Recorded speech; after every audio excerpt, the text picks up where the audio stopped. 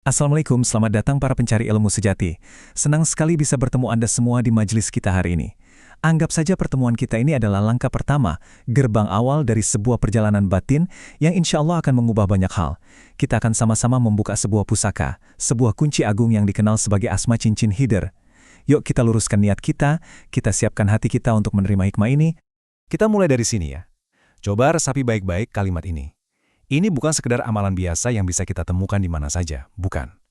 Ini adalah ilmu kunci. Bisa dibilang, ini gerbang utamanya bagi siapapun yang serius ingin mendalami aliran ilmu hikmah dari Nabi Khidir. Kenapa kok sepenting itu?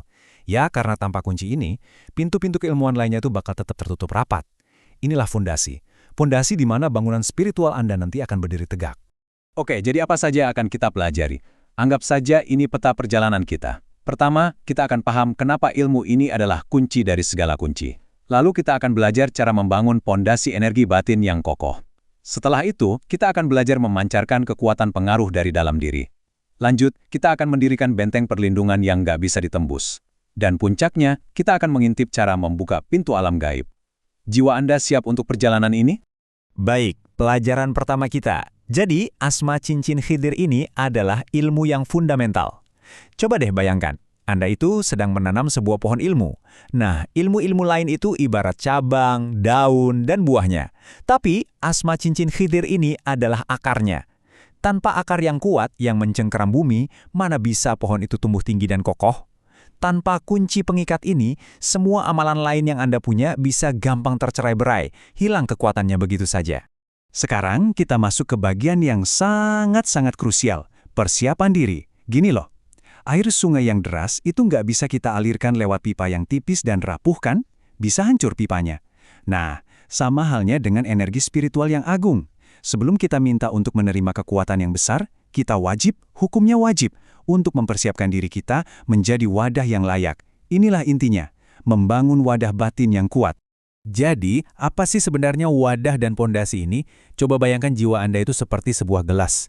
Banyak orang mencoba mengisi gelas mereka dengan macam-macam ilmu. Tapi sayangnya, gelasnya kecil, retak, bahkan ada yang bocor. Hasilnya gimana? Ya ilmunya nggak pernah penuh, terbuang terus. Nah, asma cincin khidir ini fungsinya untuk memperbaiki gelas itu. Dia membuat gelasnya jadi lebih besar, lebih kuat, dan menambal semua kebocoran.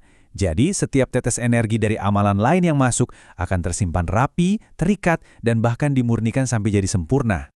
Prosesnya ini berjalan bertahap dan indah banget loh.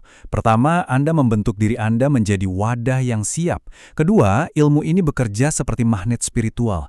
Dia mengikat semua energi dari amalan-amalan hidir lain yang mungkin tersebar di dalam diri Anda.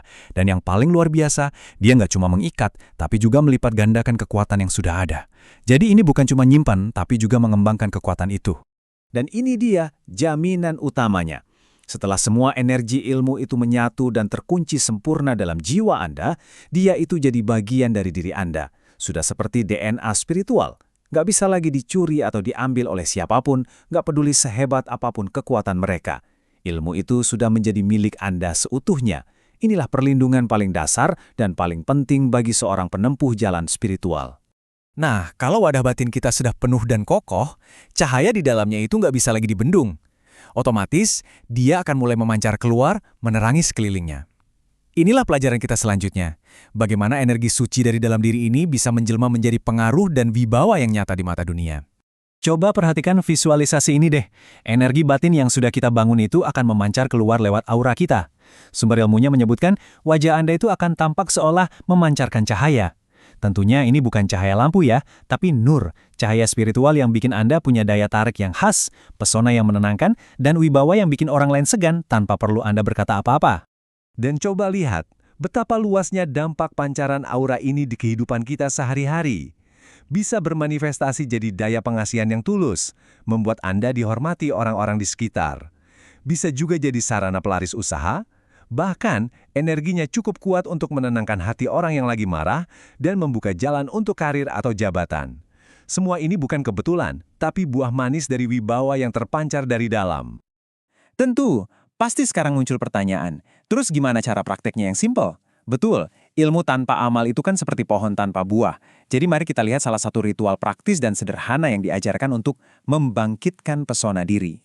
Ini salah satu latihannya. Caranya sederhana, tapi maknanya dalam. Baca asma yang sudah diijazahkan sebanyak 11 kali dalam satu tarikan nafas. Rasakan energinya terkumpul, lalu hembuskan ke kedua telapak tangan Anda. Terakhir, dengan penuh keyakinan, usapkan ke wajah Anda. Ingat ya, kekuatan terbesar dalam ritual ini ada pada niat Anda. Niatkan untuk membangkitkan pancaran pesona alami yang Tuhan sudah anugerahkan pada diri Anda. Oke, kita lanjutkan pelajaran kita ke aspek yang sangat vital, perlindungan. Punya kekuatan, tapi nggak punya perisai, itu bahaya. Semakin terang cahaya kita, semakin gelap bayangan yang tercipta. Makanya, ilmu ini juga menyediakan sebuah benteng gaib, perisai rohani yang akan senantiasa menjaga raga kita dari segala macam ancaman, baik yang kelihatan maupun yang nggak kasat mata. Salah satu karomah perlindungan yang paling menakjubkan dari ilmu ini adalah kehadiran 1000 pengawal gaib. Coba bayangin, kemanapun Anda pergi, Anda itu nggak pernah sendirian. Ada 1000 penjaga tak kasat mata dari golongan rohani yang siap jadi benteng dan mendampingi Anda. Ini penjagaan berlapis yang aktif 24 jam sehari tanpa henti. Dan cakupan perlindungannya ini luas banget. Mulai dari jari perisai serangan gaib yang paling ditakuti seperti santet, sihir, dan gendam, sampai bisa membersihkan energi negatif kayak kutukan atau kesialan. Di dunia nyata, bisa memberikan keselamatan dari ancaman musuh.